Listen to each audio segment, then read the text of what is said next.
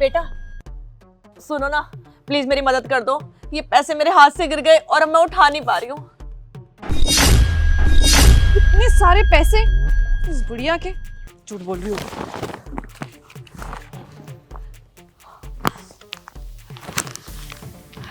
धन्यवाद बेटा, लाओ मेरे पैसे दे दो। अबे ये तेरे पैसे थोड़ी है, बुढ़िया पागल वागल हो गई है क्या? ये पैसे मेरे हैं, बेफिजूल में अपने पैसे बना रही है इसे।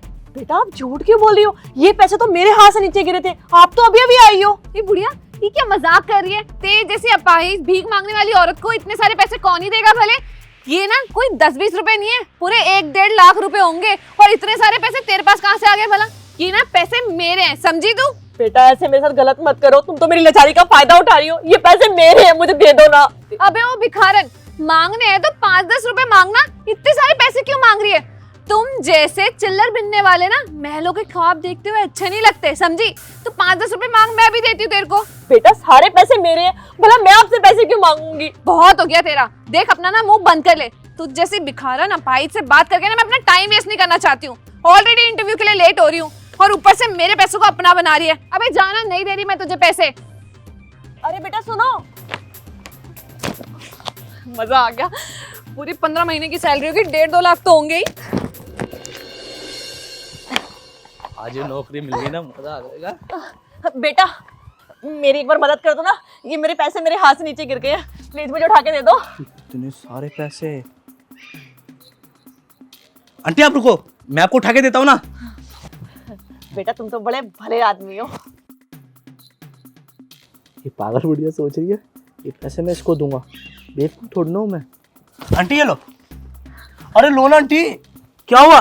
पैसे नहीं चाहिए क्या? अरे बेटा ये क्या कर रहे हो? ये मेरे पैसे मुझे दो ना, ऐसे क्यों कर रहे हो मेरे साथ? अरे बेटा ये क्या कर रहे हो? एक अपाहिज का मजाक उड़ा रहे हो क्या? मेरे पैसे दो मुझे। अच्छा तो पैसे देने हैं और आपको तो चाहिए नहीं, तो फिर ठीक है अपनी जेब में दे देता हूँ। अरे बेटा ये क्या कर रहे हो? मेरे पैसे जेब में क्यों रख रहे हो? 2-3 हजार रुपए चुंगने वालों के पास लाखों रुपए कहाँ से आएंगे? मुझे सब पता है, ये पैसे तेरे नहीं है, पक्का पहले से किसी गिरे होंगे। अपनी अपाहिज वाले पैरों को लेके आ गई और वहां पे आके ये पैसे अपने बना रही है तू। अरे नहीं बेटा, ये मेरे ही पैसे, मेरी मेहनत की कमाई है, दे दो प्लीज, मेरे पैसे दे दो, मेरे पैसे दे दो, मेरे पैसे दे दे, मेरे पैसे। पैसे चाहिए इनको। अरे दे दे, मेरे पैसे दे दे।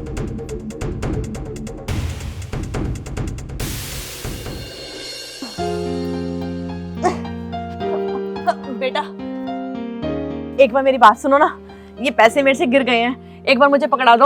अरे माँ जी, आपकी अभी तक किसी ने मदद नहीं करी, आप परेशान हो रही हो। और ये पैसे गिरे कैसे आपके हाथ से? धन्यवाद बेटा, भगवान तुम्हारा भला करे। बेटा बस मैं ऐसे ही पैसे लेके जा रही थी व्हीलचेयर से, एकदम से ठोकर लग के मेरे पैसे गिर गए। आप ठीक तो हो ना? हाँ बेटा अब मैं ठीक हूँ, आपका बहुत बहुत धन्यवाद। ठीक है माँ जी, अब अपना ख्याल रखिए, मैं चलता हूँ। अब बेटा एक बात पूछूं आपसे, ये तो इतने सारे पैसे हैं, ये पैसे लेके तो आप भाग भी सकते थे और मैं तो अपाहिज हूँ, आपके पीछे भी नहीं आ सकती थी, फिर आपने ये पैसे मुझे दे दिए। आप तो बहुत ईमानदार हो बेटा।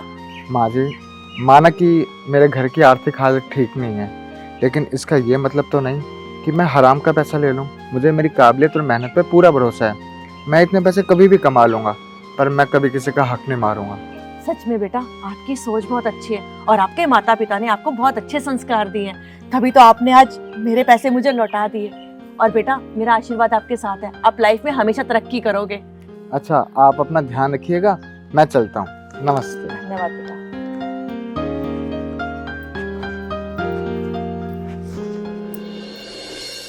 अबे ओए कर जाएगा ना उधर, चिपक के बैठा हुआ है। सही किया, इसके साथ ऐसे ही होना चाहिए, दूर होके बैठ। हाँ। पता नहीं कहाँ से आ जाते हैं मुंह उठा के। आप लोग प्लीज थोड़ा शांत हो जाइए, बॉस आते ही होंगे। लेकिन सर हमें इंटरव्यू के लिए नहीं बुलाएंगे? एक्चुअली वो यहीं पे आके आप लोगों का इंटरव्यू लेंगे, तो तब तक प्लीज कोऑपरेट। ओके।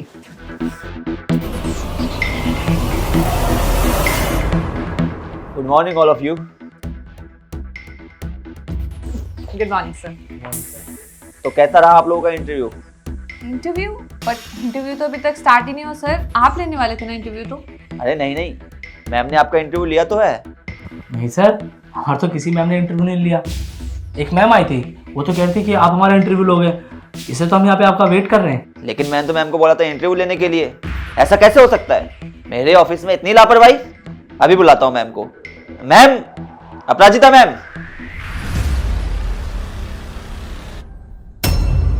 मैम, मैंने आपको बोला था इनका इंटरव्यू लेने के लिए, आपने इनका इंटरव्यू लिया नहीं क्या? जी सर, मैंने इनका इंटरव्यू ले लिया है। तो लंगड़ी थी, ये यहाँ क्या कर रही है? सर, ये आपके ऑफिस में जॉब करती है? हाँ, मैं यहीं जॉब करती हूँ। सर, मैं आपको एक बात बताना चाहती हूँ, जब मैंने इन तीनों का इंटरव्यू लिया ना, तो ये जो 2 जने हैं ना, ये बहुत ही ज्यादा बदतमीज हैं और बेईमान है। सर, मैं इनसे रिक्वेस्ट करती रहेगी कि ये मेरे पैसे मुझे दे दो, पर ये दोनों के दोनों बेईमान है, मेरे पैसे लेके भाग गए। और वहीं पे सर, ये जो पिंक शर्ट वाले हैं ना, सुमित जी, ये बहुत ज्यादा ईमानदार है। इन्होंने मेरे पैसे उठाकर मुझे दिए और इन्होंने मुझे पूछा भी कि आपको कोई दिक्कत परेशानी है तो मैं आपके घर तक छोड़ आता हूँ। ये बहुत ही नरम दिल के हैं। और सर, उसी टाइम मैंने डिसीजन ले लिया था कि हमारी कंपनी के लिए इनसे अच्छे मैनेजर हो ही नहीं सकते हैं। बाकी सर, इन दोनों का डिसीजन तो आपके ऊपर है कि आपको इनको रखना है या इनको निकालना है। वैसे ये रखने के लायक नहीं है सर। लेकिन सर, ये कौन सा तरीका होता है भला इंटरव्यू लेने का? हाँ सर, ऐसे कौन लेता है इंटरव्यू? आप हमारी क्वालिफिकेशन देखिए ना, पैसे पड़े मिलेंगे तो कोई भी उठाएगा। ये हमारा तरीका है इंटरव्यू लेने का। आप तीनों की क्वालिफिकेशन सेम है। आप लोगों के अंदर कुछ ऐसे गुण होना जरूरी हैं जो सिर्फ इस लड़के में है, आप दोनों में नहीं है। और वो गुण है ईमानदारी, इंसानियत। अगर ये गुण एक इंसान के अंदर होते हैं तो वो असल मायने में इंसान को इंसान बनाते हैं। अगर ये गुण इंसान के अंदर हैं ही नहीं तो फिर इंसान सिर्फ नाम का इंसान रह जाता है। अब आप लोग सोच रहे होंगे कि हम लोग ये तरीका क्यों अपनाते हैं। हम लोग ये तरीका इसलिए अपनाते हैं ताकि हमारे जो एम्प्लॉयज़ हो वो अच्छे इंसान हो और ईमानदार हो। क्योंकि एक अच्छा इंसान हमेशा कंपनी के लिए वफादार रहेगा और एक ईमानदार इंसान से कंपनी को बहुत ज़्यादा फ़ायदा होता है, क्योंकि वो कभी भी किसी के हक को नहीं मारेगा और साथ ही साथ कंपनी के साथ हमेशा लॉयल्टी भी मेंटेन करके रखेगा। इससे हमें कभी भी डर नहीं रहेगा कि हमारी कंपनी के जो सीक्रेट्स हैं वो कहीं बाहर जाए। और दूसरी ओर, एक लालची इंसान कंपनी के सीक्रेट्स को चंद पैसों में बाहर वाले को बेच सकता है। इसलिए हम ये तरीका अपनाते हैं। बाकी मैम ने जो फैसला किया है वही फैसला मुझे भी मंजूर है। आप दोनों यहाँ से जा सकते हैं और मिस्टर सुमित, आप हमारी कंपनी के नए मैनेजर होंगे। Sir, I am really very sorry, misunderstanding हो गई थी थोड़ा जानने में। सर, एक मौका तो दीजिए एटलीस्ट हमें, कि ताकि हम अपनी काबिलियत तो साबित कर सके। देखिए, माफ़ी तो आप लोगों को मिलने वाली नहीं है, चाहे आप जितना मर्जी गिड़गिड़ा लें। इसलिए प्लीज़ आप लोग अपना भी वक्त बर्बाद ना करें और मेरा भी वक्त बर्बाद ना करें। जाए यहाँ से। और हाँ, रिसेप्शन में पैसे जमा करवा देना जो आप लोगों ने उठाए थे, समझे आप लोग? मिस्टर सुमित, आज के इस ज़माने में बड़े मुश्किल से मिलते हैं आप जैसे ईमानदार लोग। अपनी इस ईमानदारी को हमेशा बरकरार रखना, क्योंकि आपको ज़िंदगी में बहुत मदद करेगी। और हाँ, 2nd फ्लोर में राहुल सर का कैबिन होगा, वो आपको आगे की सारी डिटेल्स देंगे। बाकी आप हमारी कंपनी के मैनेजर हैं। Thank you so much sir for this wonderful opportunity. तो यार, सबसे पहले तो आप लोग ये बताएं कि एक इंसान की ज़िंदगी में ईमानदारी का कितना बड़ा महत्व होता है आप लोगों के हिसाब से। ईमानदारी वो गुण जो इंसान को समाज में कहीं ना कहीं इज्जत का हकदार बनाता है और खुद की नज़रों में इज्जत का हकदार बनाता है। इंसान जब खुद की नज़रों में इज्जत का हकदार बनता है और उसके अंदर ईमानदारी और इंसानियत जैसे गुण होते हैं तो वो असल मायने में एक इंसान कहलाता है। इसलिए इन गुणों को अपने अंदर रखें। ये गुण आपको ज़िंदगी में बेहतर बनने में मदद करेंगे। वीडियो पसंद आई हो, वीडियो का मैसेज पसंद आया हो तो वीडियो को ज़्यादा लाइक करें, शेयर करें। मिलते हैं आप सभी लोगों से जल्दी नई वीडियो में एक नई स्टोरी के साथ।